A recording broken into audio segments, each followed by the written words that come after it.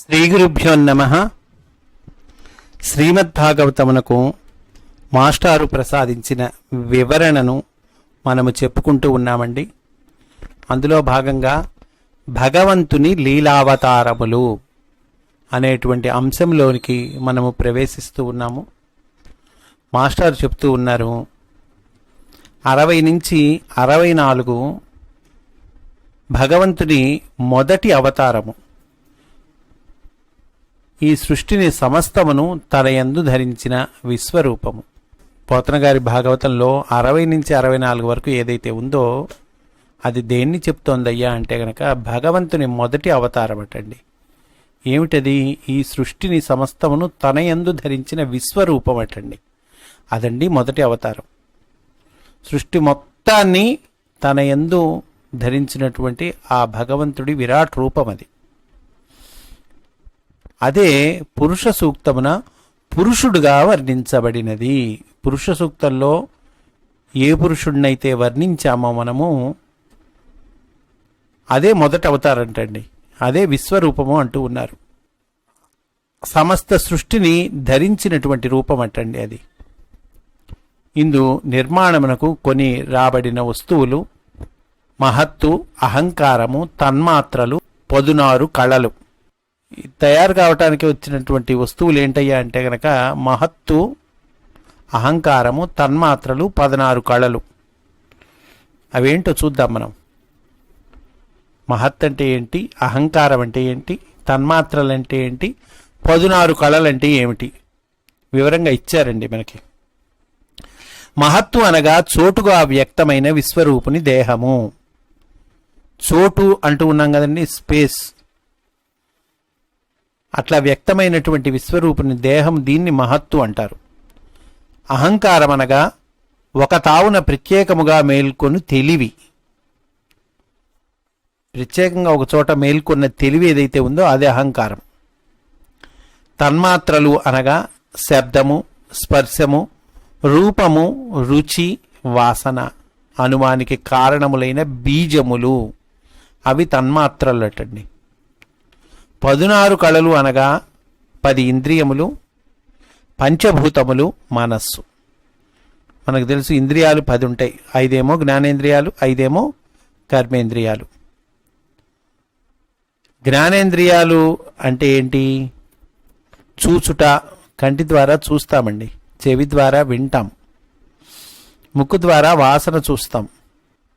తెలియుట రూపము. కనుక చూచుట, వినుట, వాసన తెలియుట, రూపము తెలియుట, స్పర్శ తెలియుట అని శక్తులు. వీటిల్ని జ్ఞానేంద్రియాలు అంటారు. ఇవి శక్తులండి.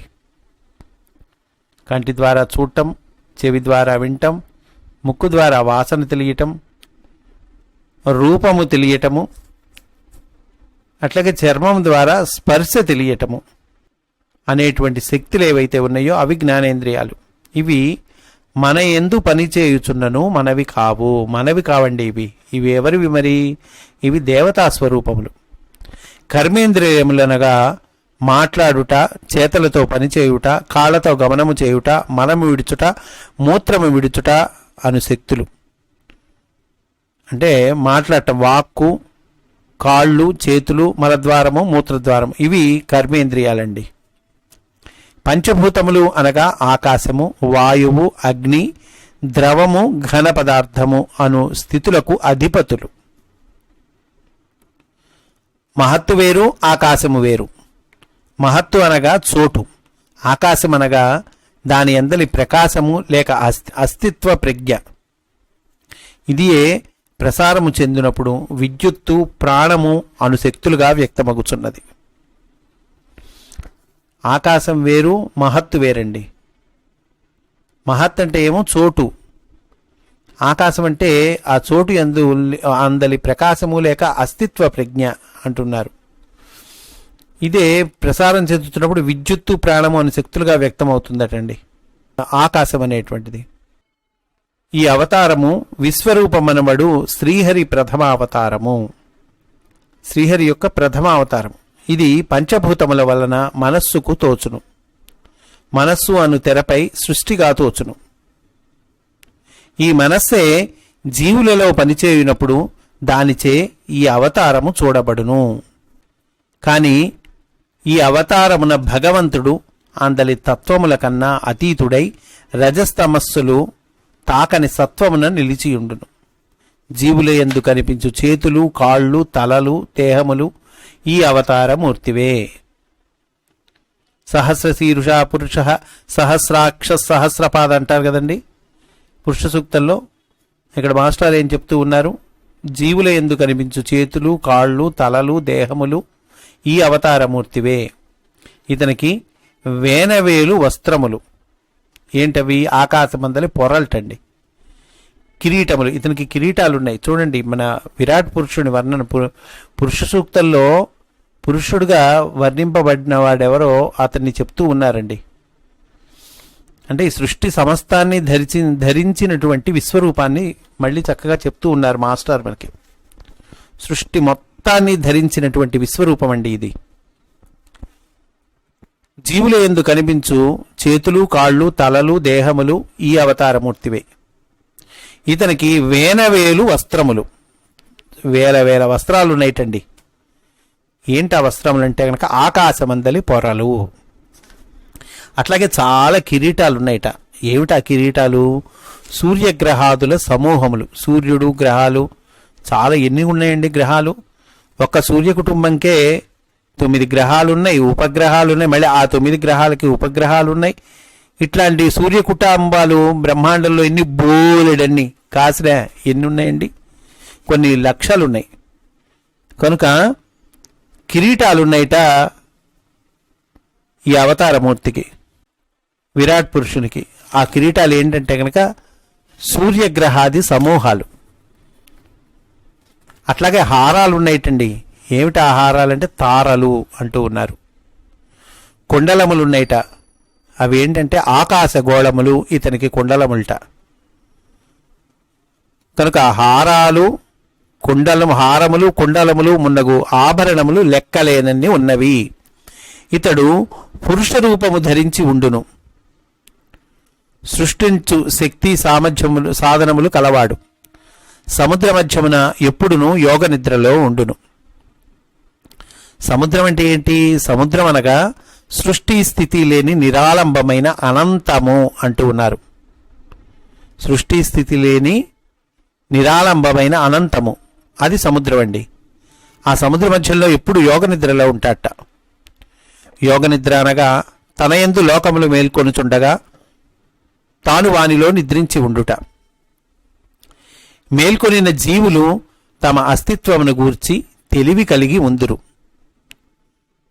కాని ఇతనిని గుర్తింపనప్పుడు వారి యందు ఇతడు నిద్రించి ఉండును. అతన్ని గుర్తించినప్పుడు మనం వాళ్ళ యందు ఇతడు నిద్రించి ఉంటాటండి. ఇది భగవానుని మొదటి అవతారం.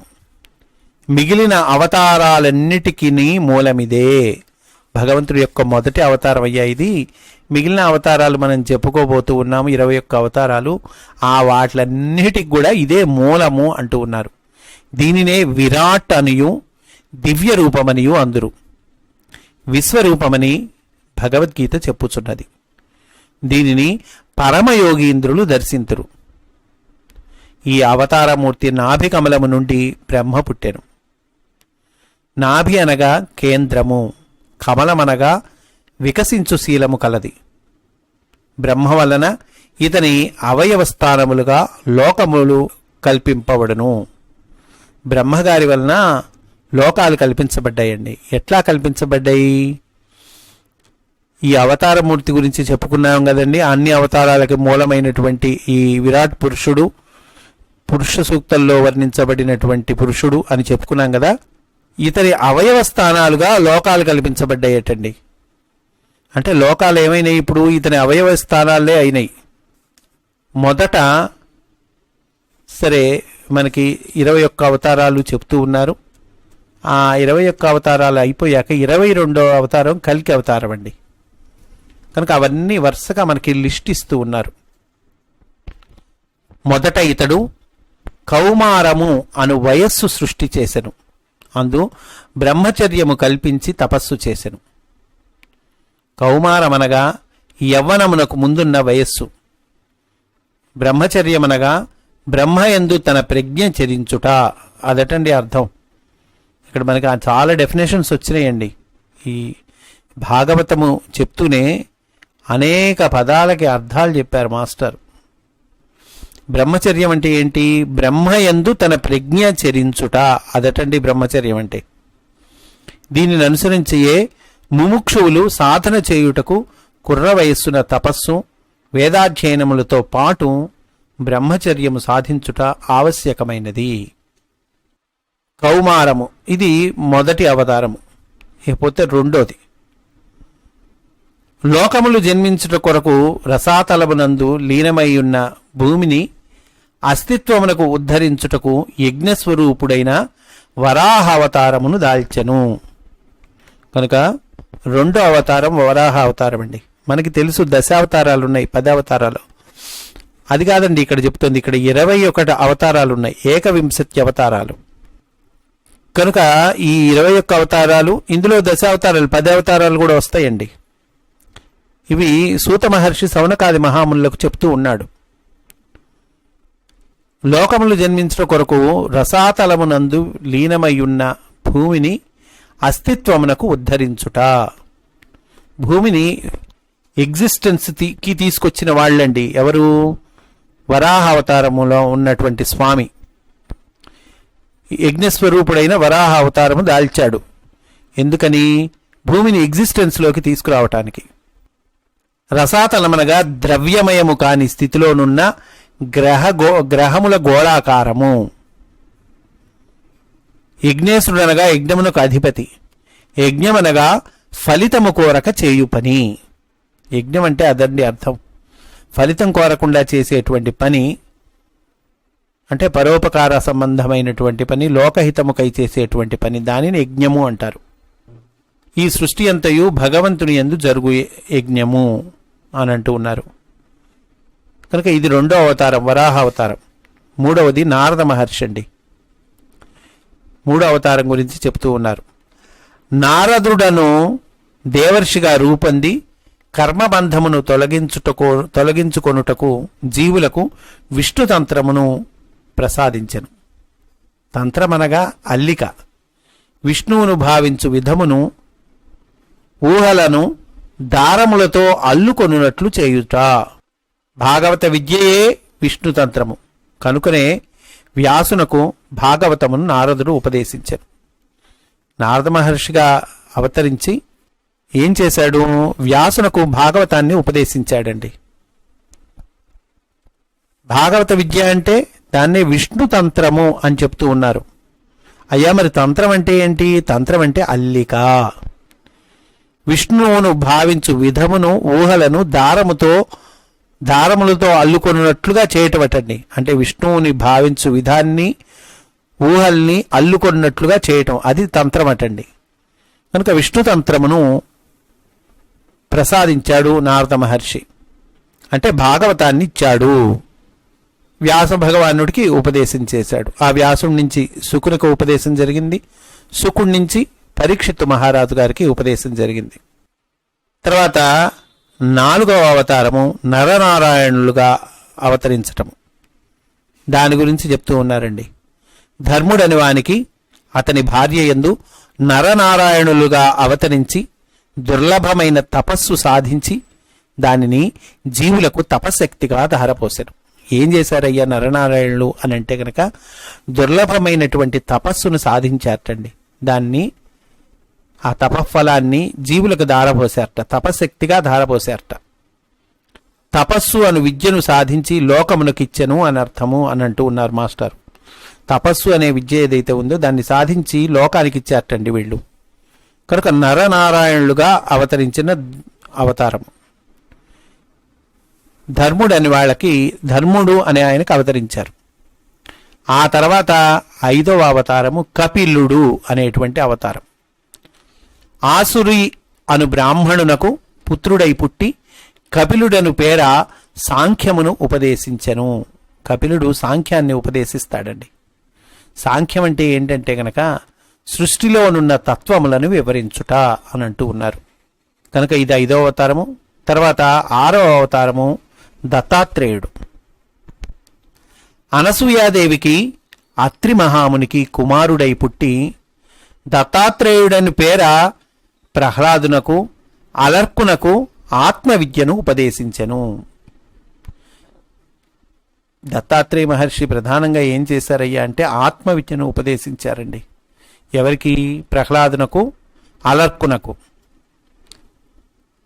ఆత్మవిద్య అంటే ఏమిటయ్యా అంటే గనక ఆత్మవిద్య అనగా పరమాత్మకును జీవాత్మకును భేదము లేని అనుభవము సాధించుట.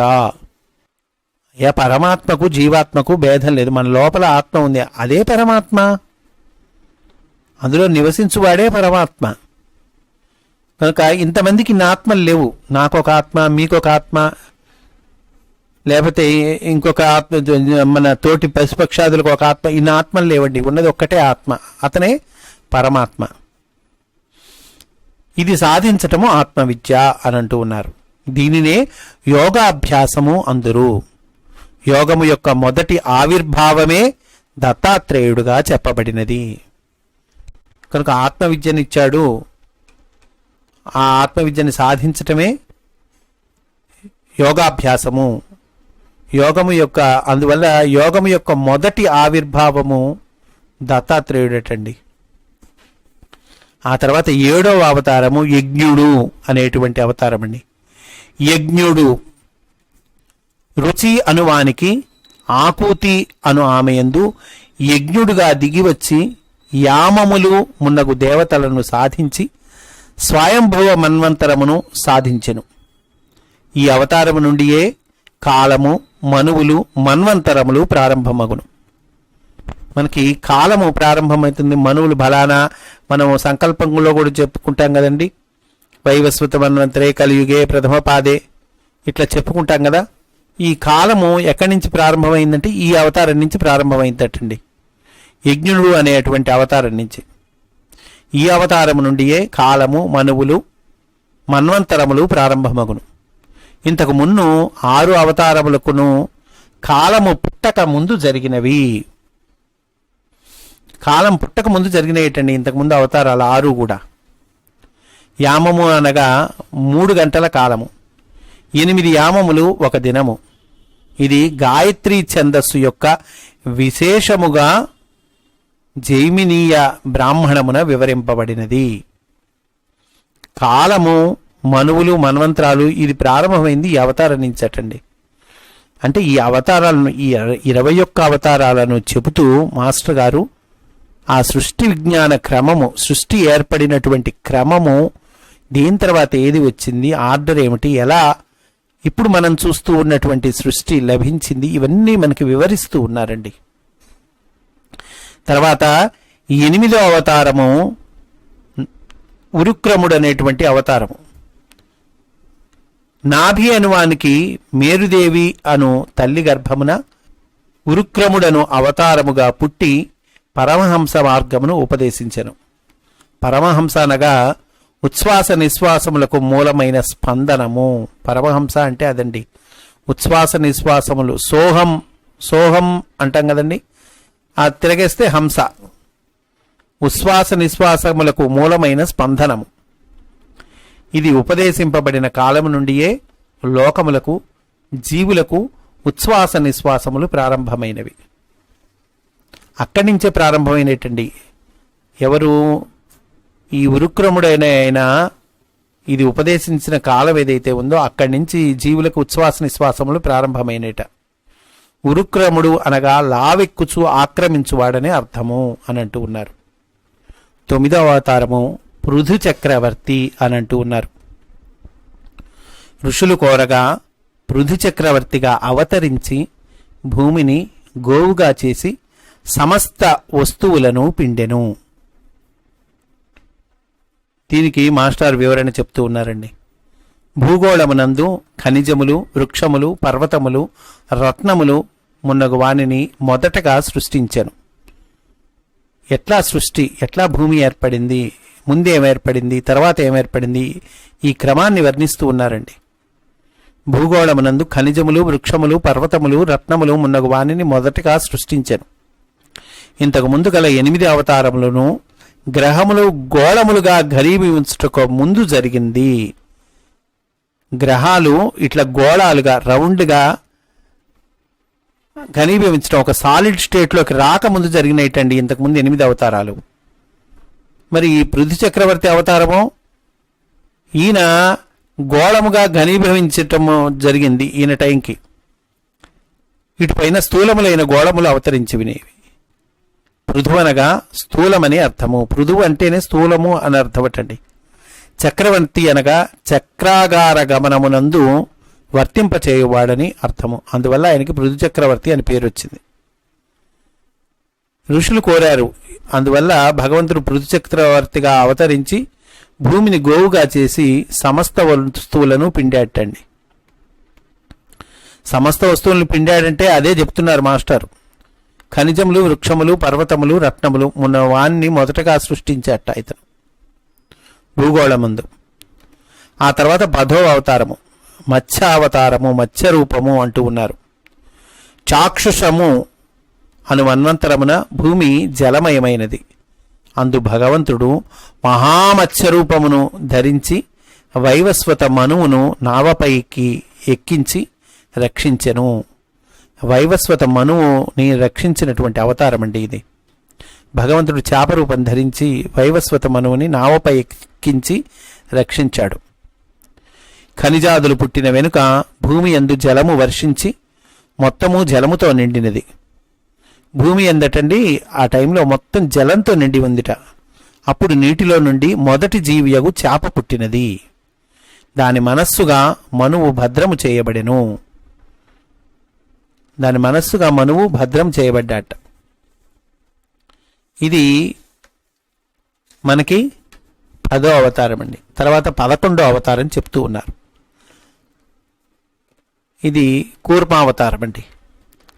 సముద్ర మథనము జరిగినప్పుడు తాబేలు రూపము ధరించి మందర పర్వతమును వీపున నేర్పరి అయి నిలిపెను. ఇది మనకి తెలుసు. కూర్మావతారంలో స్వామి చేసినటువంటి విషయం. మందర పర్వతమును ఆయన వీపు మీద నేర్పరిగా నిలిపాడు. తాబేలు రూపంలో ఉన్నాడు స్వామి. అంటే ఏంటంటే అర్థం, అప్పుడు నీటి నుండి భూమి డిప్పవలే తేలి కనిపించినది, గట్టిపడినది అని అర్థంటండి. అంతవరకు పూర్తిగా నీరే అని చెప్పుకున్నాం కదండి. భూమి అందంతా నీరే. ఆ జలం మధ్యలో నుంచి భూమి డిప్పవలే తేలి కనిపించినది, గట్టిపడినది. మనకి జలం మధ్యలోనే కదండి ఇప్పటికైనా భూమి ఉంది. ఇప్పుడు మన భారతదేశం చూస్తే 3 వైపులా సముద్రాలు ఉన్నాయి. హిందూ మహాసముద్రం, అరేబియా సముద్రం, బంగాళాఖాతము అని అంటూ ఉన్నాం. అంటే ఆ జలం మధ్యలో భూమి ఉంది. ఎట్లా వచ్చింది? డిప్పవలే లేచి కనిపించింది, గట్టిపడింది అని అంటూ ఉన్నారు. తర్వాత 12వ అవతారము దేవతలు, రాక్షసులు సముద్రమును మధించుచుండగా అమృత కలశము ధరించి ధన్వంతరి అవతరించెను. దేవతలు, అసురులు అనగా జీవులను ఆశ్రయించు సద్గుణములు, దుర్గుణములు. ధన్వంతరి అనగా దేహమును నిలువరించు ధర్మముల సృష్టి. అమృత కలశమనగా ప్రాణములు నిలుపుటకు ఏర్పడిన హృదయము. అమృత కలశం అంటే ఏంటండి? హృదయం అటండి. హృదయం ఉంటేనే కదా మరి ప్రాణాలు నిలిచేదండి. కనుక ప్రాణాలు నిలవటానికి ఏర్పడిన హృదయము అదే అమృత కలశము అని అంటూ ఉన్నారు. మరి ధన్వంతరి అంటే కనుక దేహమును నిలువరించు ధర్మముల సృష్టి అని అంటూ ఉన్నారండి. ఆ ధన్వంతరి అవతారము అది 12వ అవతారం. ఆ తర్వాత 13వ అవతారం అండి. అమృత మథనము తరువాత శ్రీహరి మోహిని రూపము ధరించి రాక్షసులను మోహింపజేసి దేవతలకు అమృతము పంచిపెట్టెను. ఈ మోహిని అవతారము ఇది 13వ అవతారం అండి. మోహిని రూపాన్ని ధరించి రాక్షసులను మోహింపజేసి దేవతలకు అమృతాన్ని పంచిపెట్టాడు శ్రీహరి ఈ అవతారంలో. అంటే ఏంటో చెప్తూ ఉన్నారు. అప్పటికి దేహముల యందు స్త్రీ పురుష భేదము ఆవిర్భావమగుటయు మనస్సుల యందు పరస్పర వ్యామోహమును ప్రారంభమయ్యను. అప్పటి వరకు స్త్రీ పురుష భేదం అనేటువంటిది లేదండి. అప్పటి నుంచి ఆవిర్భావమైంది స్త్రీ పురుషుడు అనేటువంటి భేదము. అట్లాగే మనస్సులో ఎందు పరస్పర వ్యామోహము కూడా ప్రారంభమైంది. ఆ తర్వాత 14వ అవతారము నరసింహని రూపము. నరసింహుని రూపమున స్తంభము నుండి ఉద్భవించి హిరణ్యకశిపుని చంపి ప్రహ్లాదుని రక్షించెను. అంటే అర్థమేంటో చెప్తూ ఉన్నారండి. తానే దేవుడని తక్కిన వారు అంగీకరింపవలెననియు, అట్లా అంగీకరింపవలెనని సామాజికమైనటువంటి ఆసుర గుణమే హిరణ్యకశిపుడు.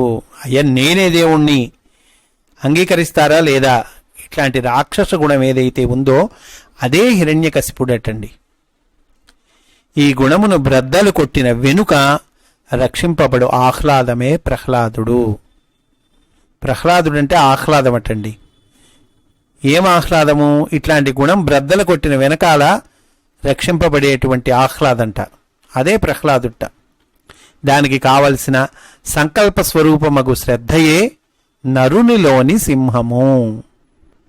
అట్లా రాక్షస గుణాన్ని బద్దలు కొట్టి మనలో ఉన్నటువంటి ఆహ్లాదాన్ని రక్షించుకోవాలి.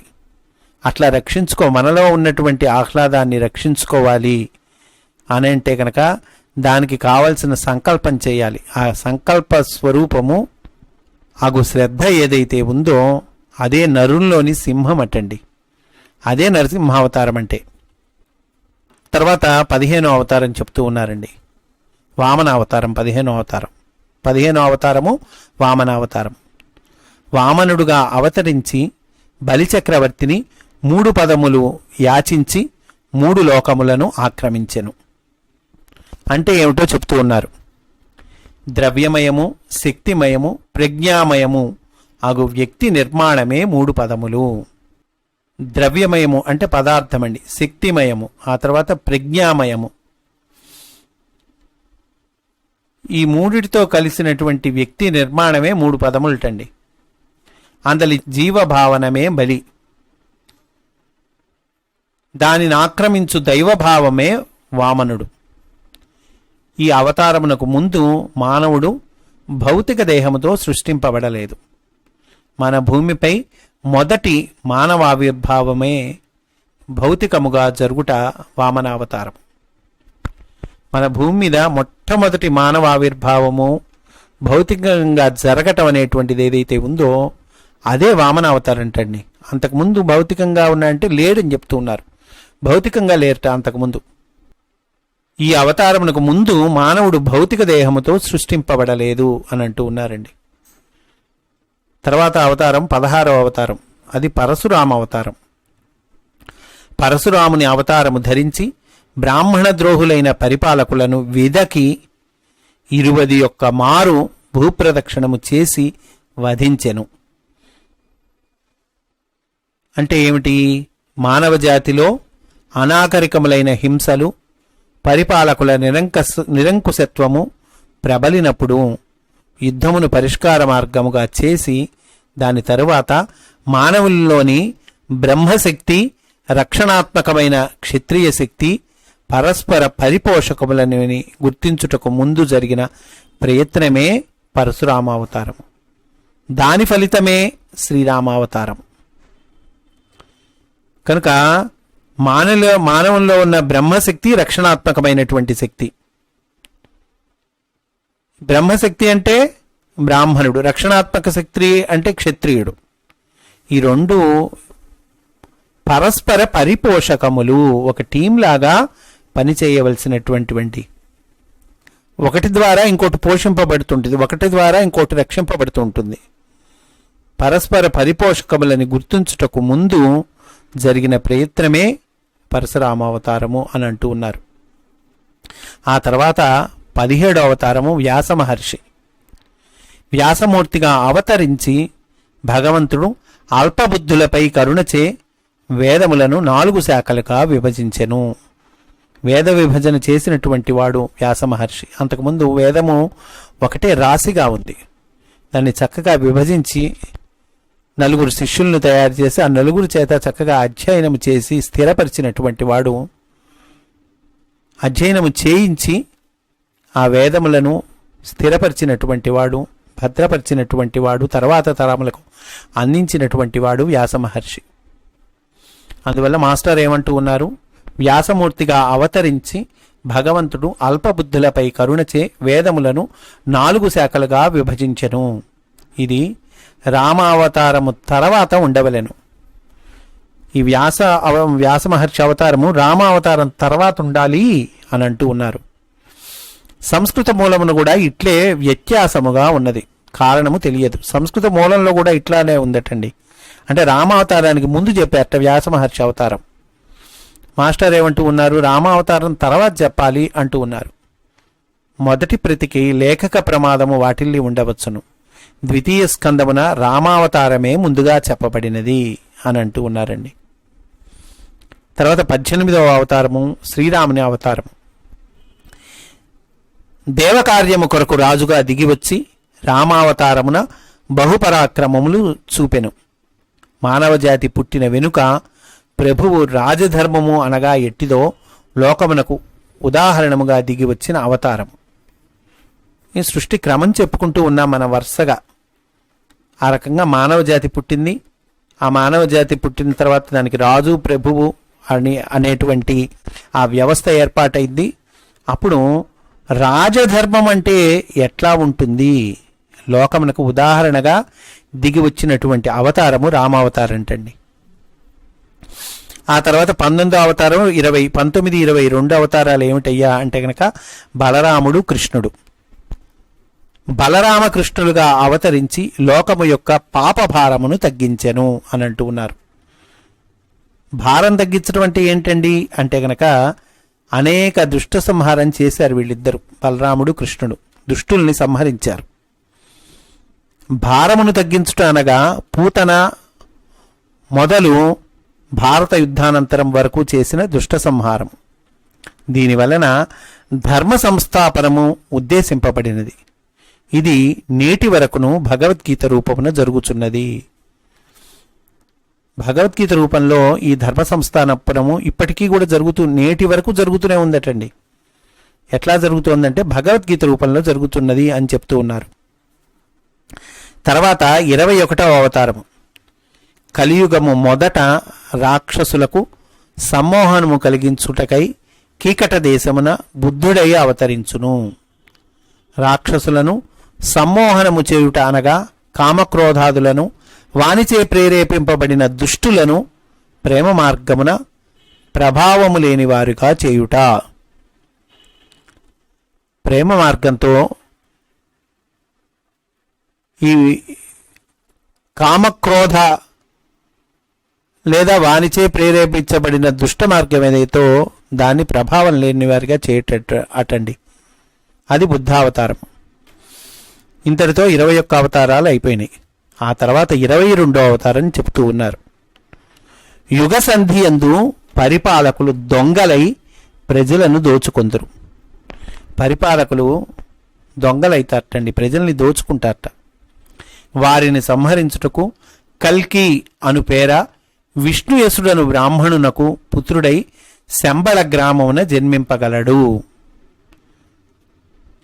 ఇంకా జన్మించలేదండి, జన్మింపగలడు అంటూ ఉన్నారు మాస్టర్. ఇట్లు భగవానుడు హరి అయి అనూహ్యములైన అవతారములను ఎత్తును. ఇంకను ధర్మమును స్థాపించు ప్రభువులు, ఋషులు, గురువులు, యోగులు కూడా వాని అవతారమూర్తులే. ఇంత మాత్రమే కాదయ్యా, ధర్మాన్ని స్థాపించేటువంటి ప్రభువులు అంటే రాజులు, ఋషులు, గురువులు, యోగులు వీళ్ళందరూ కూడా ఆయన అవతారాలే అని అంటూ ఉన్నారండి. ఎప్పుడెప్పుడు జీవులకు రాక్షస బాధ పెచ్చు పెరుగునో అప్పుడు ఒక అవతారము వచ్చి రక్షించుచుండును. పై చెప్పిన అవతార కీర్తనమునందు చాలా రహస్యములు ఇమిడి ఉన్నవి. వాని నిత్యము స్మరించువానికి సంసార బంధములు తొలుగును. ఆ పై చెప్పిన అవతారాల్లో చాలా రహస్యాలు ఉన్నాయి. వానిని నిత్యము స్మరించాలి. అంటే రహస్యాలంటే ఏవో అంతరార్థాలు వాటినే కాదండి, ఈ అవతారాలన్నింటినీ కూడా నిత్యము స్మరించటం వల్ల మనకేమొస్తుంది అంటే కనుక సంసార బంధములు తొలగును అని అంటూ ఉన్నారండి. కనుక భగవంతుని లీలావతారములు అనేటువంటి అంశాన్ని మనము పూర్తి చేసుకున్నామండి. రేపు తత్వదర్శనము అనేటువంటి అంశంలోకి మనము ప్రవేశిద్దాము అని సవినయంగా మనవి చేసుకుంటూ స్వస్తి వాసుదేవ.